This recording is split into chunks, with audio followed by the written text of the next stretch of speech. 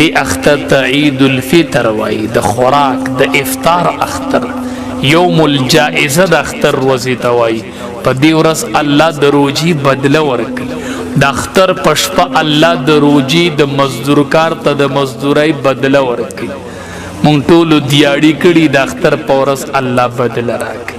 د اختر په شپه الله بدله ورکړي. نبی علیہ السلام ته صحابه وی دا د لیلۃ القدر شپه دا بدله چې الله ورکوي. وی نه، دا د اختر شپه ده. مزدور ته خلق مزدوری الله ورکوي، چې کله مزدوری ختمه کړي نو مزدوری د اختر په شپه ختمي. نو کوشش وکړئ کلی کې به غریبانان وي، یتیمانان به وي، فقیران به وي، هغې له د اختر جوړې والی.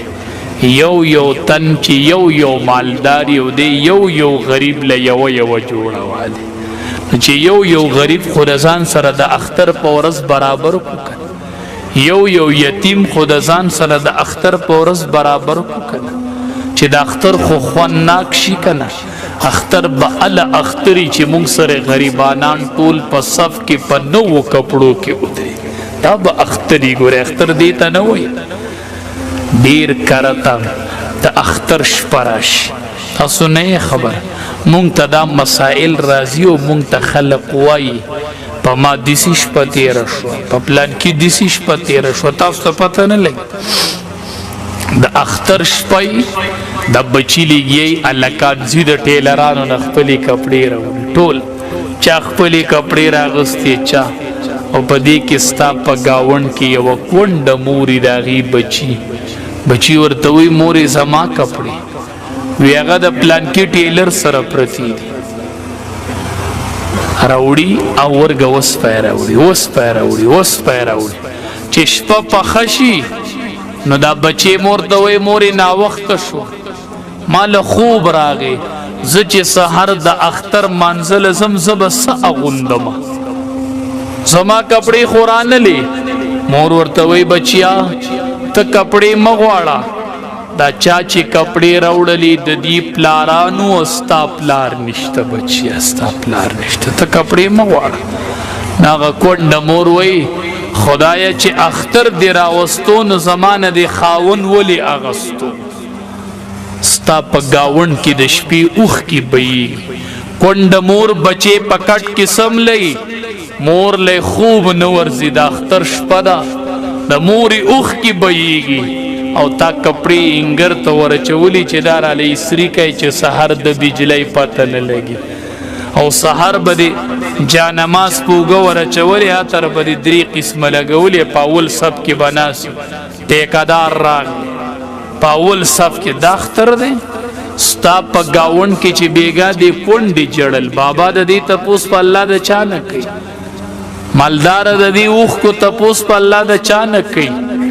خدایا زمونږ په ژوندانه، زمونږ په دې ملک د قرآن قانون نافذ کا. خدایا د عمر پشان یو حکمران خدایا دې ملک لرا کا. خدایا چې د خلقو اوښ کې وچی کی. خدایا دا اوښ کې به څوک وچی، دا اوښ کې به څوک وچی. خدایا څوک شته چې اوښ کې وچی کی، دا اوښ کې به څوک وچی. خدایا عمر فاروق رضی الله تعالی عنہ راغی، وی قتل یو زنانه د واغی تخپل بچی جاړي ورته لاړ، د بیت المال نه بوجه راړل ورو ورزولې ورته. او بار دسی ناسته غلام وی دسی ناسته.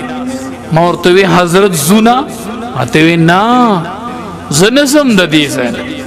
ما وی حضرت زو نظما، وی چې خټه مو شو او ماشومان لبی شروع کړی، ا د ماشومانو د خندا اوازونه رالل.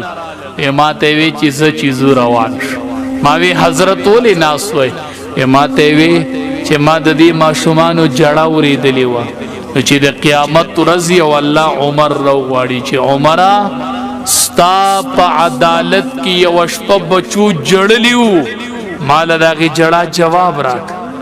زه به وایم خدایه چې عمر د هغې پورې په هغه ځای ناست و چې د څو پورې هغې بچو خندلي نه و. الله ما خنده اورېدلې د هله راوتلی یم. خدایه چې هغې جړلي دي نو عمر خندولی دي. خدایه چاته چغې وو، دا بچی چې جاړي د شپې او دا کونډې جاړي دا اوښ کې تویې د دې بچو کپړو تړل نه کېږي د دې بچو کپړو تړل نه کېږي د دوی اختر نشته د دې کونډې اختر نه دی د دې بچو اختر نه دی ندی اختر بدزان سره برابرول غواړي عمر ابن عبدالعزیز رحمت الله علیه د عراق نه یو خزر روانه شوې مونږ د مسلمانانو خلیفہ عمر ابن عبدالعزیز دام داغه په خاندان کې راغلی چراله وکړه کورته خزه ول اولی د خزه ناست د بار نه یو کس را دند شي خټه را دند کی خټه